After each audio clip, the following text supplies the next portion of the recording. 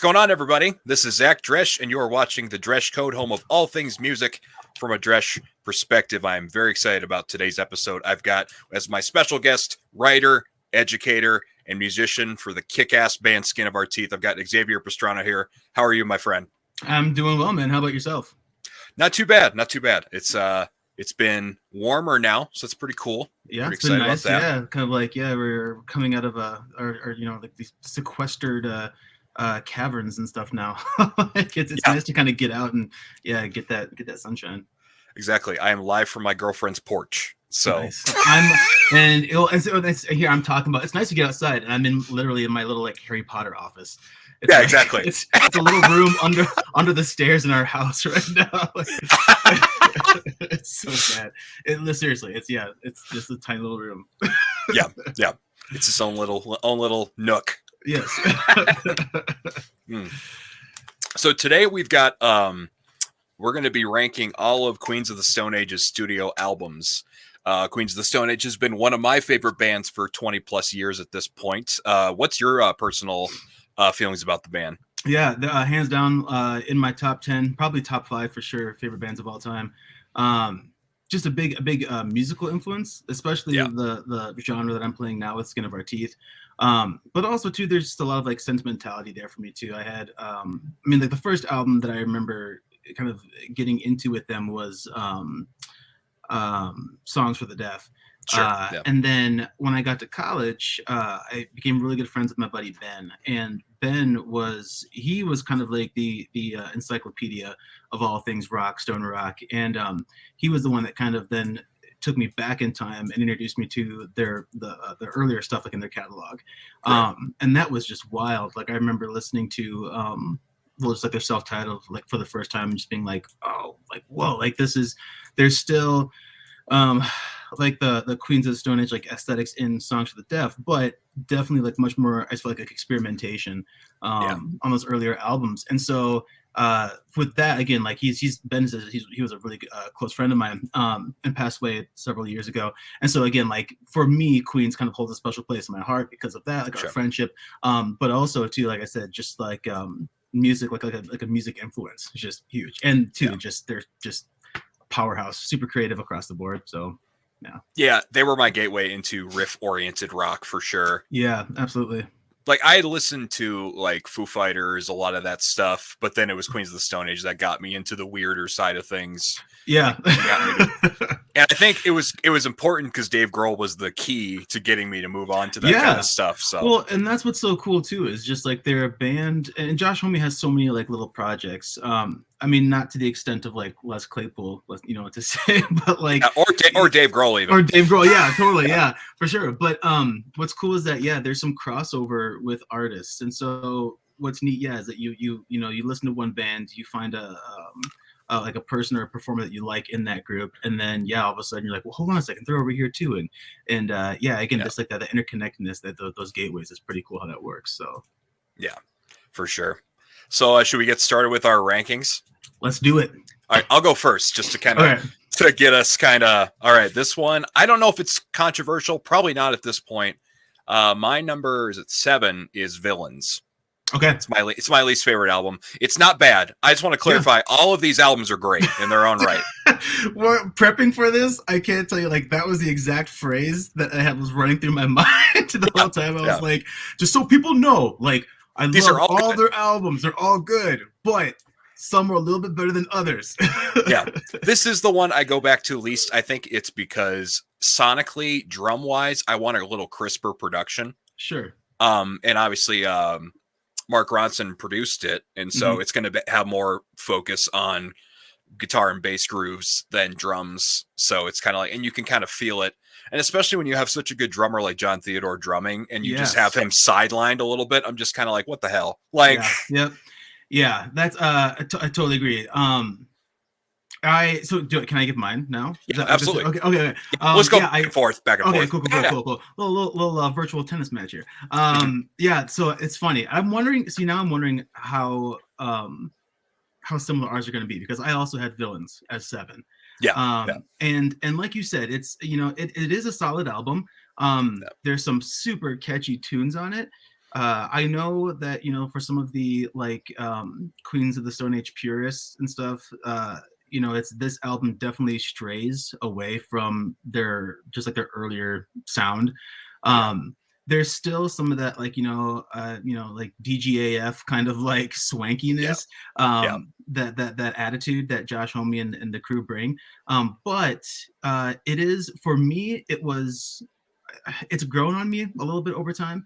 Yeah. I really wasn't. I was one of those people where I was like, I'm not really crazy about the swankiness, or not swankiness, but just the poppiness of it. Almost like Yeah. the way you used to do. Was like that first single that came out, and I remember hearing it, and I was like, okay, super catchy drums, super catchy, guitar like riff stuff, and then Homie's voice sounds, fantastic, but it just almost felt a little too commercialized, I Oh, guess. totally. Like Yeah. just that song in particular, in the sense like, oh man, they but commercialized in the sense where it's like it really sounded like it just, the song reminded me of like a song from like a Dockers commercial or something. Yeah. You know what I mean? Like and the Gap commercial from 2000, the yeah, jazz one. yes, yeah. Yeah. Yeah. Yeah. And so that's kind of exactly where my mind went. And I was like, I don't know. But then again, like the more I revisited it, the more I was like, okay, like, production was good. I totally agree about John Theodore, solid drummer, but kind of wanted to see like a little bit more maybe. Yeah. But again, there are some standout tracks, but yeah, just for me personally, it's just like my least favorite. Still really good, but not one that I would, always go back to.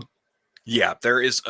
For me, I know that the lot of the songs were about how they build to the climax of the song, and I think it would have been stronger if Feet Don't Family just immediately kicked in right away instead of had that 2 minute long build. Yeah. That was a problem for me on that one. Sure. I'm just like I like the song a lot, but then it takes 2 minutes to build. Yeah, exactly. Well, and that's, and I feel like that's kind of something that, it is kind of characteristic of them, at least like in certain songs, like maybe not the first track of an album, but they do have a lot of like good moments of building, and when that song does kick in, it's like, oh heck yeah, like this is like sweet. It's got like a super nice groove, but yeah, it takes a little while to get there. And and I'll say too, like, I kept, like, previously I had said that the Queens of the Stone Age purists and stuff like that, and it's not, very similar to like their earlier style.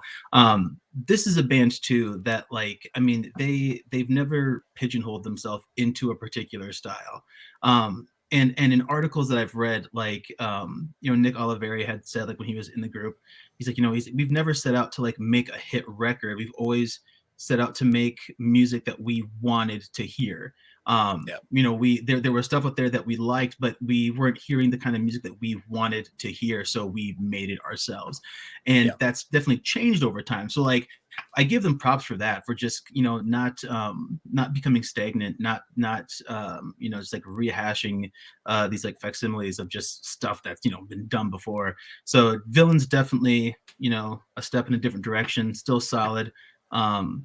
But from front to back, yeah, I feel like they were just some stronger albums. So yeah, I think most of the albums, the radio came to them. This one, it felt like they were catering to the radio. That's like such a good way to put it.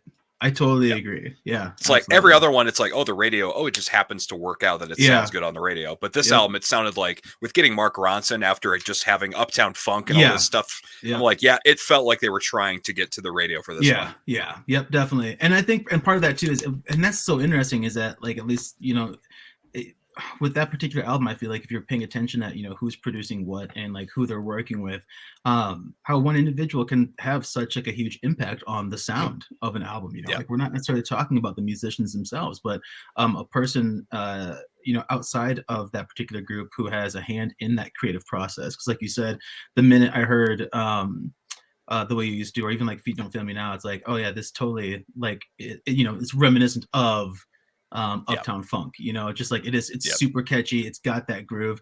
It's not Uptown Funk, but like you can, there's definitely like those creative like connections you can kind of pick up on. So yeah, it sounds like if Queens of the Stone Age mixed with Uptown Funk, that's what you basically get with this album, in my opinion. With darker undertones, but I mean, still. Yeah, absolutely. Well, and then I know too, like Josh Homme had said, like he was really inspired by, like, he likes dancing, and so Yeah. that was like a huge inspiration for him for that particular album, and you can totally pick up on that. Like it's Yeah. definitely an album you can like dance your ass off to, which is fun. Yeah. And so it just kind of depends again, like, like your mood. Like for me, it's like, how often do I feel like I want to dance? Well, not a ton. How often do I feel like I want to like bang my head and like try, cruise down the street, the windows down? Quite often. So I'm going to go for an album that that caters to that a little bit more. So. And I will say this is one of those albums where the live versions sound better because it's acoustic instrumentation. Yep. Like there was a concert from 2018, the Montreux Jazz Festival, where it's professionally filmed. They play most of the album in the set list, and it sounds phenomenal. Oh yeah, so absolutely. It's like Yep. I caught them in I think they played in St. Paul with Royal Blood, and it was after Villains came out. And the tracks from Villains live were amazing. They sounded so cool. Like they played The Evil Has Landed, and I was like, oh dude, like that's killer. Yeah, I saw them on that tour. I saw them at Riot Fest in 2017. Oh, sure. And so it was more abridged, so they didn't play as much of the album, but they played the singles and the obvious stuff. But it sounded really good live for sure. Yeah, definitely.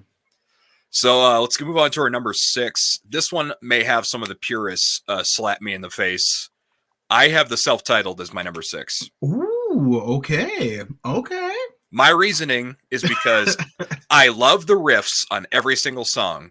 I just don't think it's as dynamic as the rest of their albums. Sure. The first half of the album I will go back to all the time. Yeah. Like Regular John, Avon, If Only. Yep. Mexicola, all that first half I just always come back to. Yep. But the second half kind of trails off slightly for me, and that's why I was trying to like chalk it up. I'm like, okay, how many tracks on this one do I like more than this one? And that's kind of how I did it. Definitely. So some of the purists, especially Caius fans, will hate me for that. But that's listen to your Mark Ronson shit. Oh man. Yeah, they do. Like that. That self-titled album. I agree. Like, there's definitely. It feels like there's like a little bit of a split. Like half. There's like a halfway point where there's like a certain like kind of cohesiveness at the beginning, and then it kind of goes off into like, whoa, like where are we? So for my 6th, I had Lullabies to Paralyze. Ooh, and. This process was actually like really difficult. Like I was really trying to like figure things out, and I listened to each album like multiple times. And for me, I put Lullabies there. It's a solid album, but for me, it's kind of similar to like what you had said, where I feel like there's a handful of tracks that are solid, they're fun, they're well written. But for me personally, just a large part of like the latter half of the album was just kind of underwhelming, I guess. I don't want to say it was like a snooze fest or anything like that, but I wasn't sure. There were elements where, again, I just felt like the album was like a little disjointed at certain points. And like Burn the Witch is like fantastic, and like Little Sister, again, like super, like they have awesome singles off the album, but aside from those, I just kind of felt like the album just fell short a little bit for me. That makes sense. It's a little further up on mine, not too much, but I get what you're saying. The first half is so strong, and the second half trails off a little bit, and that's partly why. But yeah, the singles, they knew how to pick the singles on this one. That's for sure. Absolutely. Yeah. And I guess for me, I was kind of going off of like well, and I guess it doesn't really apply to Villains. I feel like there's some more memorable tracks on Villains, but memorability. Like, and maybe that's it's hard to figure out like how, like what approach you want to take for ranking these, because if I took a completely different approach, then the order would have been completely different, I think. But I ended up kind of like, and maybe like retrospectively, like looking back and being like, oh, so it seems for me, it kind of felt like memorability, like which album had like the most memorable tracks. And not necessarily like, like hit singles, but just like, I could be like, oh, I know that song. And for me, like Lullabies was just kind of like, there were a couple. And then after that, I was just kind of like, I think, it's one of those albums that depending on the given day, that's the album that always fluctuates on my list. I never know where to put that one. It's never a guarantee. Yeah, that's where it was for me too. It definitely kind of floated around a bit. I mean, and it like what's really interesting too is, gosh, and I think maybe part of this is like my age too. So like, uh, I went into this process kind of like already having like a list made up in my head, and Right. there were albums where I was like, nope, I know I'm not really crazy about that one, so that's going to be at the bottom. And then I started Yeah. listening to each album again, and the way I would have ranked them like 7-10 years ago, totally different than how I ranked them right now. And I'm not sure if it was just like I needed a little like just needed to like mature a little bit more, Yeah. or if it's just because I'm at a different place in my life. But there were some albums like I would have put Lullabies like higher up on the list, like prior, and now I was just kind of like, I don't know, it just doesn't quite do it for me like it used to. And I had a couple other albums that really surprised me of how high I put them, because I was listening to them. I was like, oh my god, like, this is why didn't I? What was wrong with me back then? Like, Yeah. Some of the stuff on Lullabies, I actually call it like diet songs for the deaf. It's oh shit! it's Yeah, it, when Nick got fired from the band, that was kind of just like, oh, the balls got removed from this band a little bit. sure. Yeah, no, and well, yeah. I mean, he's definitely like a powerhouse there. And I know, like, I'd read a little bit too how that was kind of like, I mean, it was obviously like the literal like follow up to Songs for the Deaf, but also I think like thematically they're kind of carrying over, like again like a theme of some sort like across from there, this again yeah, this the lullabies aspect of from songs to these lullabies, and like I could see, I can see like how it worked. I can see what they were going for. But yeah, it was, and I think, and I know too that at that point in time, that was like a pretty big shift dynamically, I feel like, in the band. Yeah. Members leaving, new members joining, people just covering for like, the live sets and tours and stuff like that. So Yeah. and maybe that's too that kind of what ended up like resulting in me putting it at 6 was you could maybe I don't know, like subconsciously picking up on the idea that there's just that fluctuation there of people and stuff and artists. Yeah, Lullabies to me became the Josh Homme show from then on out. Yeah, yeah, it definitely, yeah. Well, and he is always kind of like the main like the driving force behind Queens. But yeah, once yeah, Lullabies hit, I feel like it kind of became, he was that ringleader, and he Yeah. became the face of Queens of the Stone Age as opposed to like the band. And Yeah, maybe now I don't know. And Troy Van Leeuwen is kind of his right hand man. So it's like, Yep. Yeah. After Nick left, that was when he became kind of front and center. So Yeah. Yep. Yeah. for sure.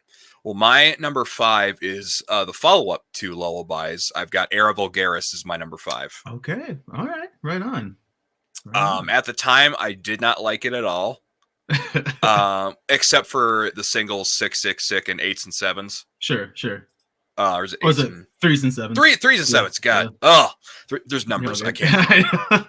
I don't math. I was a theater major. Sure. And I'm an English teacher, so I'm right there with you, man. There you go. But yeah, half of it I really, really liked, and the other half I didn't. But now it's grown on me a lot more. Mm-hmm. If this list were made 4 years ago, right when Villains came out, I'd probably have Era Vulgaris right at the bottom. Maybe, I don't know. Sure.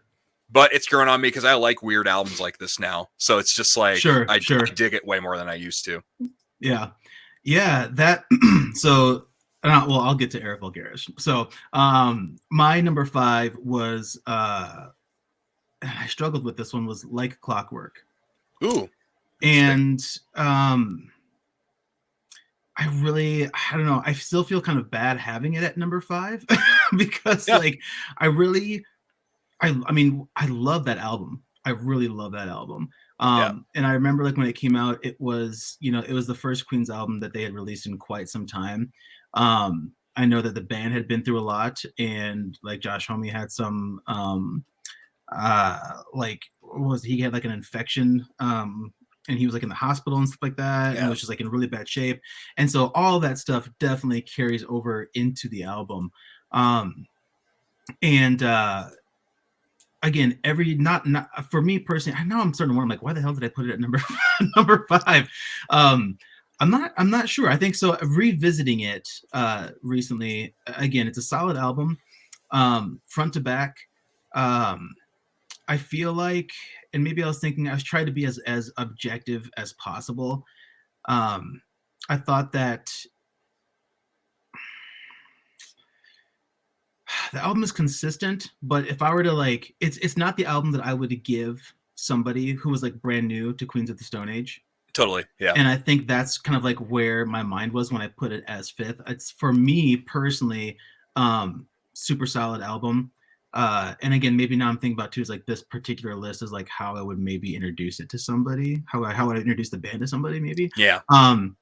But yeah, I think it was just because it's like it's I don't know. It's a more refined Queens of the Stone Age. Yep. I feel with that album, they were kind of like a nice aged wine, you know, like Yeah. they had kind of been through they've run through the gauntlet here, and now they have these tunes that again like thematically pretty deep, a little dark at times. And some of the tracks, you know, you still had some like super catchy tunes like Smooth Sailing, which I freaking love that song so much. So definitely you got that, but then you also have some of those weirder out there tunes was like is it Clopsia? Yeah. And then some slower tunes like ballads like the Vampires of Time and Memory. Yeah. So again, I feel like if you're like for someone who's, you know, well versed in Queens of the Stone Age, love the album, but not one I would start off somebody with. And so I think that's why I put that at 5. But yeah, that one it's grown more on my list as I've gotten older. I was expecting something else when that album came out. I was expecting after the hype surrounding the album, like, oh, we've got Dave Grohl drumming on it. We've got Nick Oliveri doing some guest stuff. Mark Lanigan's doing some guest stuff. I expected more of a Songs for the Deaf kind of album. Sure. It's a slow burn, the whole album. Yeah, it kind of is, you know, and I think that it pays off, but yeah, I think it's one of those albums where like you got to be a little patient with it, and the payoff at the end is totally worth it. But if you want something that just like, you know, grabs you and just takes you for a ride, then that's not the album that'll do that, I think. But like you said, yeah, I think there were some moments of like some Songs for the Deaf moments on there. But yeah, again, yeah, I just like I said, I feel like it was like a little more refined, I guess. Yeah, it's an interesting album. It's I some days I'm like, yeah, let's listen to that one. Other days I'm like, no, not at all. Yeah. I know some friends of mine will defend that album to the day they die and put it like up to the top. And I'm like, I get it, but it's not quite up there. Yeah, no, and actually that's, I mean, when I started making this list, like I had it like super near the top, and then again to my surprise, like as I kept listening, it kind of kept getting like, you know, further and further down, and then too I had to remind myself too, it's like this is not that like I'm saying that like this album's the best and this album sucks, because they're all good, you know. It's just more of like, you know, whatever preferences are there. So yeah, each album is its own vibe, which I think is pretty cool about them. Definitely. And I think too is what made it so difficult, because again, like I kept going back, you know, there's that I don't remember what article it was or where I read it, but yeah, they were interviewing Nick Oliveri, and he's just like, you know, he's like we try to do something different each time, and it's like, yeah, which is great, but then too, like when you get to like a point like this, we're trying to rank things, it's like, gosh, it's like it's almost each, I mean, they're not like the Queens of the Stone Age set aesthetics are there throughout every album, but they're really different enough where you're like, I don't know. like, that's one of those. Yeah, I kept changing that one too, for sure. Oh, my number 4 is Lullabies to Paralyze. Okay, all right. Mainly because the first half of the album is so damn good. That's why it's so high on mine.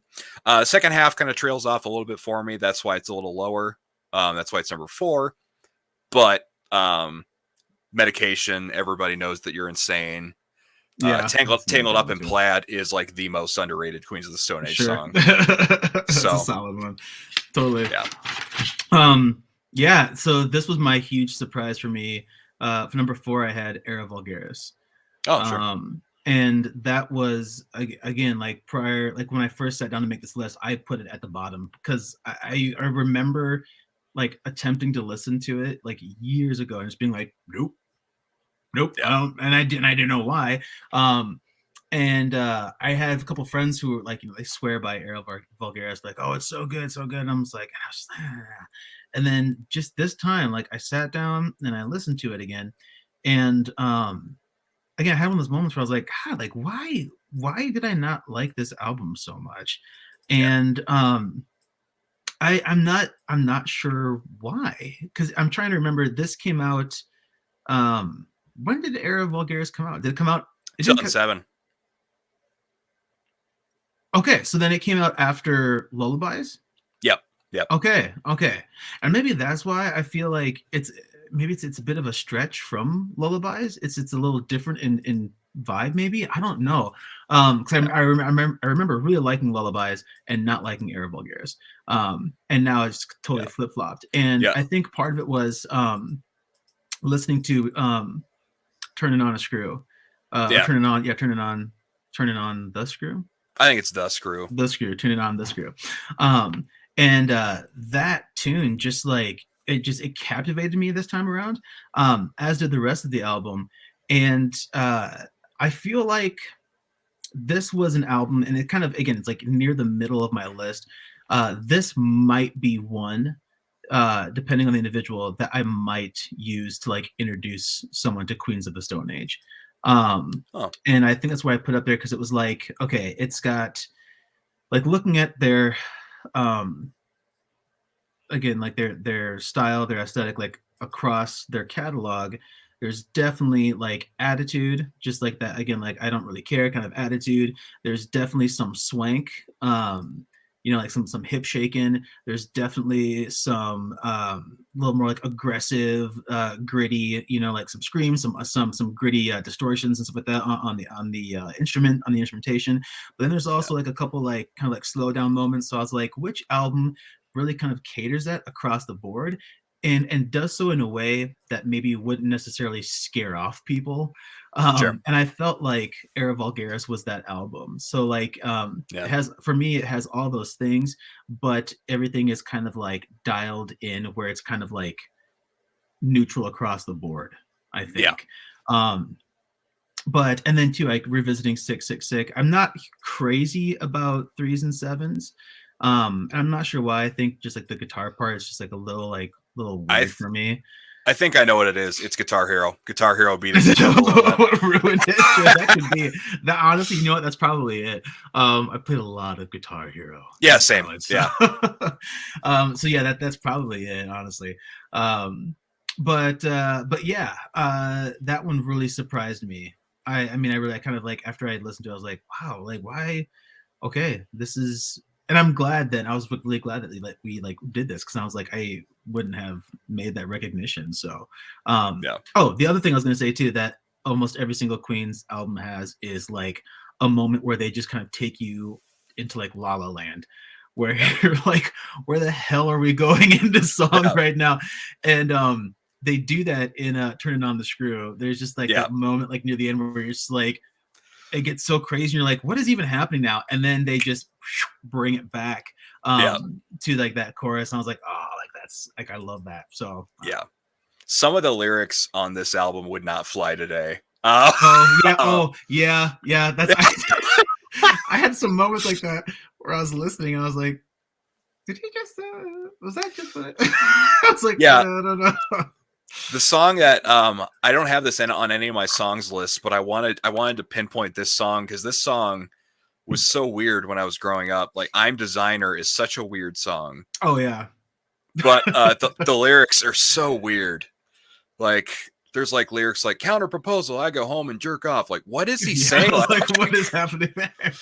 So yeah, like I don't know what was going on through his mind. I do know that again, I went into like super nerd mode when you're like, well, like you can do like a Queen's one. I was like, cool, okay, Mills, research. And so I did a little bit of like reading, and I think he had said that Era Vulgaris was kind of inspired by a driving through LA, or like the Sunset Strip. And it's like, I mean, again, I've never been there, just have heard stories and, seen videos, documentaries and things like that. And just from that, I was like, okay, I feel like this makes sense. The song styles, the lyrical content, definitely it matches up, I guess, for me. Yeah. But yeah, it's an interesting one. Yeah. Yeah. Yeah, it's I like weird albums now. Back in the day, I it was too out there for me, so I didn't Yeah. appreciate it. Yeah, Yeah. I'm right there with you, man. Like and again, I'm not sure if it's just like just needs like a little like need like a little maturing and stuff like that, but definitely more open to some of the more like obscure and just avant-garde kind of weird stuff. Yeah. So yeah.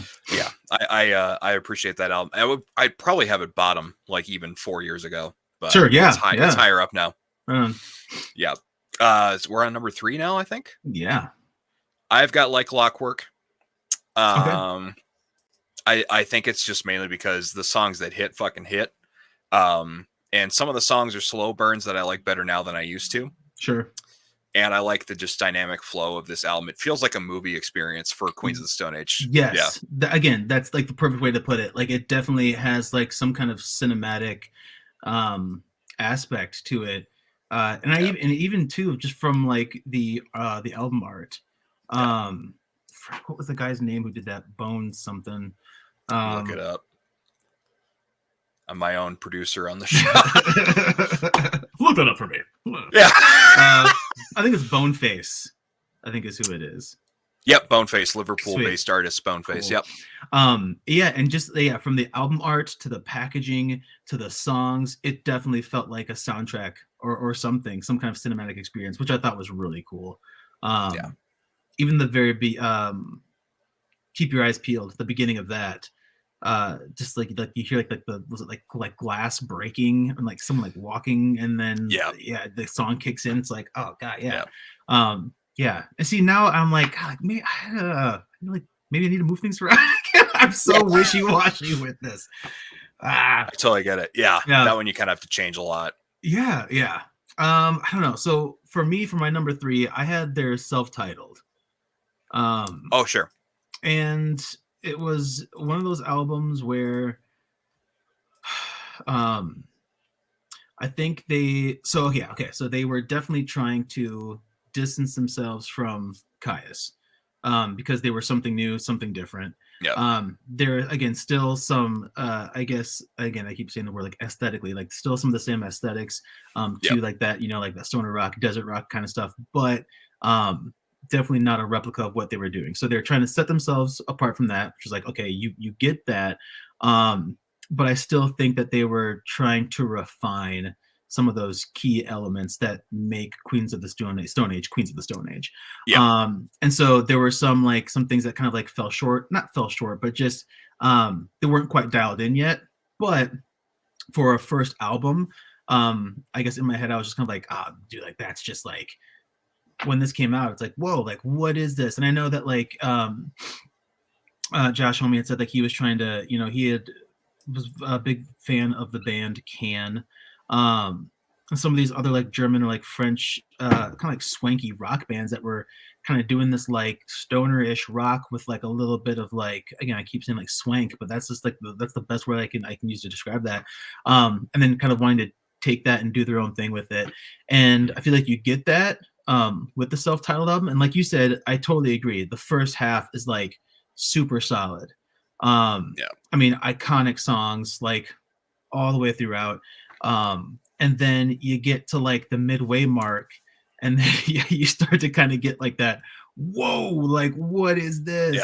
Like Mexicola for sure. It's like, I mean, and again, I'm a bassist, and so like, I mean, Nick Oliveri's bass tones are just like, what is that? Actually, what is he doing?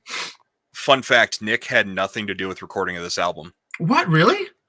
It was all Josh playing bass. Oh, that's right. That's right. The self-titled. Yes. I'm sorry. Yeah. It's tricky.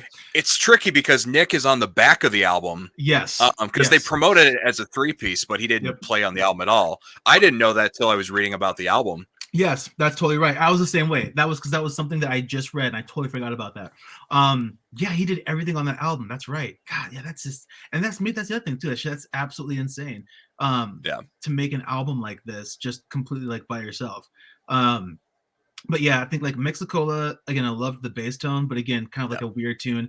And then like Hispanic impressions was just like, what? Like, so I think again, I love the kind of like weird out there kind of, you know, like they'll take you on a trip. But I think that it wasn't quite refined yet. And then they ended up doing that in like their subsequent albums. But yeah.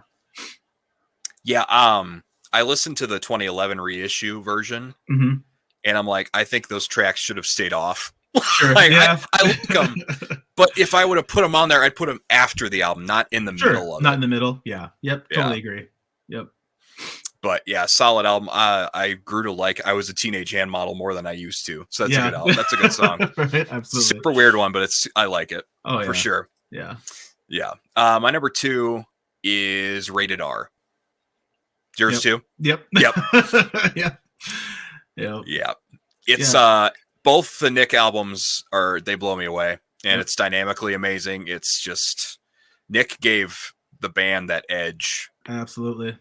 Absolutely. Yeah. It's, you know, it's and a different kind of edge too. Like I feel like, you know, Josh certainly has his own version of that. And then Nick's is just like, I mean, just this kind of high octane, you know, like he is just, I'm bummed. I never got the opportunity to see Queens with him, being part of that lineup.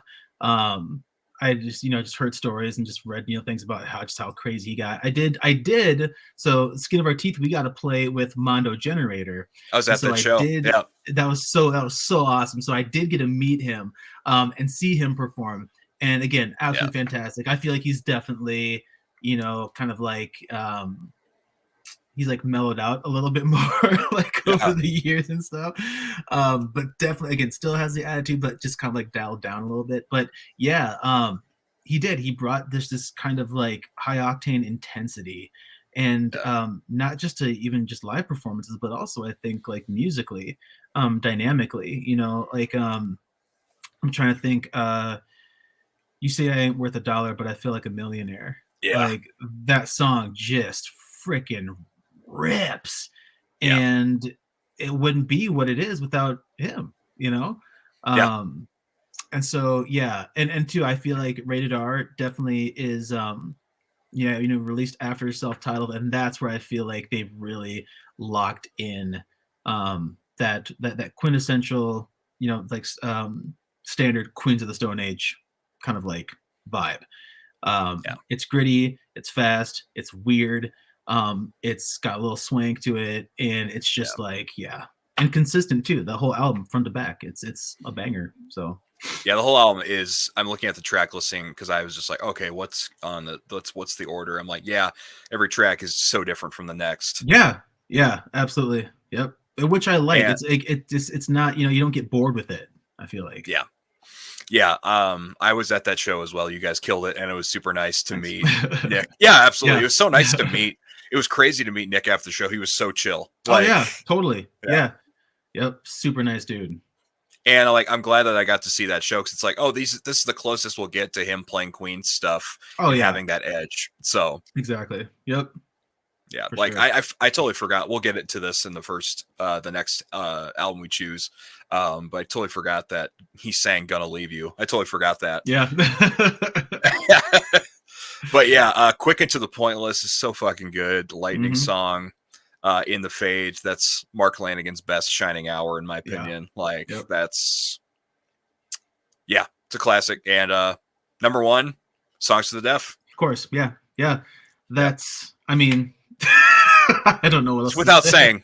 It's the seminal Queens of the Stone Age album. It's the one that Yep, absolutely. And I know, and you know, like as I was like coming up like with this list, you know, I'm sure there's gonna be like in my head I was like I'm sure there's gonna be people who might be like, oh yeah, it was probably like their most like commercially successful album, and you know, kind of be like blah blah blah about that. But like, I mean, the how many units you sell aside and all that stupid crap, like this album, like again, from like an artistic standpoint, from a musical standpoint, from a songwriting standpoint, from a production standpoint, everything about this album is just solid the whole way through, the whole way around, however you want to say it. Every track has like a beating heart. Every track has like its own life. And it's gosh, yeah, man, that was you know, that, like I said, that was my introduction to Queens of the Stone Age. And it worked for me, that album. Like, and even just like the album art, like, Yeah. you know, it's like what is this looks kind of crazy. It's just red with black, like little like devil, like the pitchfork kind of That's like it. kind of, yeah. And I was like, okay. And then just getting into the tunes, and you got that again, and there is like almost like a cinematic aspect to that particular album too. You've got like the radio host kind of guiding you through like the through the album. And yeah, just got, and from what is the first track, Songs for the Deaf? What's the first track? Oh, they have the real Song for the Deaf, which is that pre-gap track where you go Yes, yeah, backwards. yeah. But you can play it on streaming services regular now because that they don't. It's like whatever. But Millionaire is the first real song on it, and that's just what a way to kick that album off. Yes. That's right. Okay, yeah. And I love it too, like how it starts off. Just it's like muted, you know, like that muted bass line, and then just pow, kicks in. Yeah, like Nick Oliveri. So yeah, that's just, yeah, all around is awesome. And again, you know, you have No One Knows, of course. Yeah. And then gosh, friggin' First It Giveth and Go with the Flow. Again, yeah, I can't even, yeah, it's just amazing all the way around. There's not one bad song on this album. Not one. No, not at all. Nope. And everyone says this album is so accessible. Like, no, it's not. It is, but it's not. Exactly. Yeah, I totally agree. And I think this is where like my list got like a little subjective here, is like that album worked as an introduction for me because I was already a kid who was like into like heavier, grittier, kind of aggressive music. This maybe wouldn't be one that if I had somebody who's like, I've never listened to Queens of Stone Age before, but I'm kind of interested, I'd be like, again, like I said, I'd probably give them like Era Vulgaris and then say, now like work back like a little bit. Because I totally agree, it's accessible, but it's not, you know, like it's, again, just with the first track, just with, you know, You Think I Ain't Worth a Dollar. That's, I mean, it kicks you in the teeth, you know, which is like, if you like that kind of stuff, then you're gonna like it. If you don't, then you might be running the other way. So I don't even know what to say about this album. There's so much I have to say. It was my first album I heard by them front to back, but I had heard I think in passing on The Crow in like 2000 when I was just a little kid. I heard Lost Art of Keeping a Secret once or twice. Sure. So that was the first taste I'd heard of them, and then I just didn't really think much of it. I liked the song, but I totally forgot about it until my parents burned me a copy of this album when I was awesome. when I was 10. That's awesome. I felt like the coolest kid in elementary school. Oh, absolutely. I was like, how could you not? Oh my gosh, that's wild, man. Yeah, like, and then you become that gateway at the playground. Like, you guys got to hear this CD. It's so cool. Yeah, this was my first real exposure to screaming in music. Sure. Yeah. Besides, well, actually, since I was recording my dad's recording studio was in the house. Sure. The first band I heard with screaming that I liked was Nodes of Ranvier. Oh, sure. Yep. and then after that, Songs for the Deaf came in, and then it just changed my life. And it was just like, it's just like this album. It's a perfect example of it's weird, but it's simultaneously catchy. That's my favorite type of music. Yes, absolutely. It totally is. Like you said, like it's again, like I feel like I said, like with Rated R, I feel like, you know, they had the edginess, they had the grittiness, they had the weirdness, but then it just like it's like the planets aligned and everything locked into place perfectly with Songs for the Deaf. It just, again, like it's a little weird, it's a little scary, but it's also like a little sexy too. Like that whole album is just like, ooh, you know, like I don't know. I don't know how they do it. It's amazing though.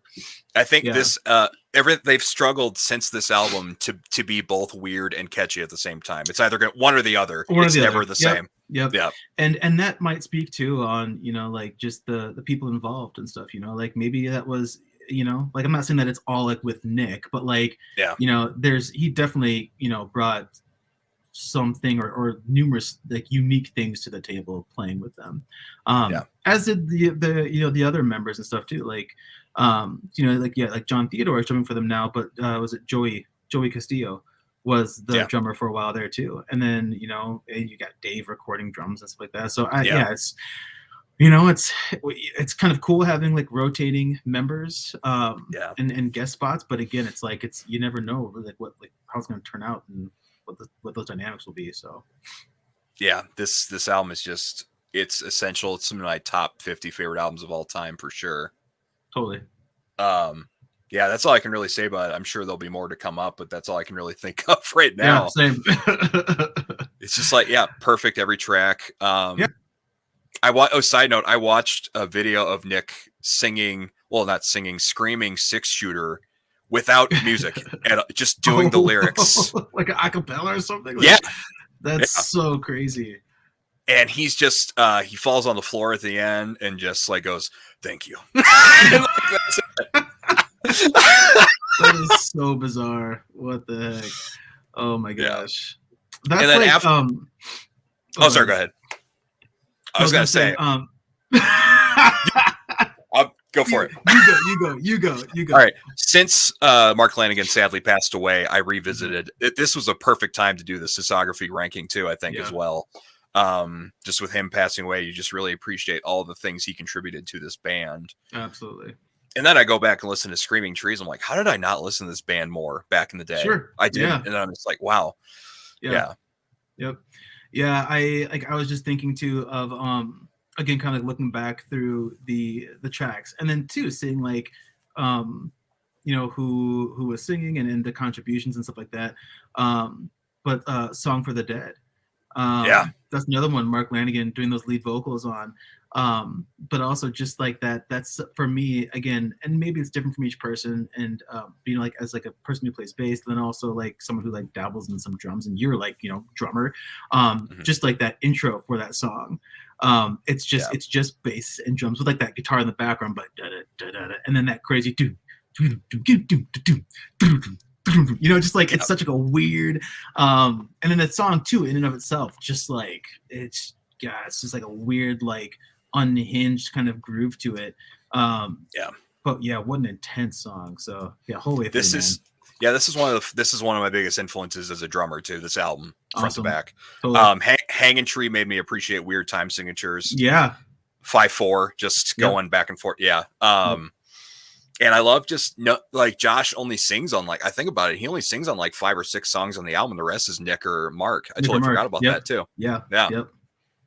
Just crazy.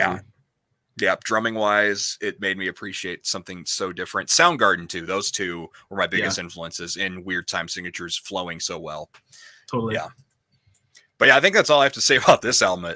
We could probably we could do a whole hour-long episode talking about this album. Oh, absolutely. But the end all be all is just listen to it. Just listen. To it. If there's one album I can recommend to you from this band that you have not listened to, it's this one, straight up. Yep, for sure. So well, that does it for our album rankings. Xavier, thank you for doing this. I really appreciate it. Thanks for having me, man. Yeah, we have not scratched the surface. We've got more episodes coming up on this. We've got ranking the top 10 singles because we couldn't decide our top 10. So I decided, fuck it, let's do singles and then underrated cuts. Yes. So it's like, let's the 2 out. So stay tuned for those. Thank you for watching the video. And you've been watching the Dresch Code. Be sure to like and subscribe, hit that bell or tickle it. I don't know what you want to do with that bell. I hear that all the time on videos. I'm like, do you tickle it like balls? I don't know.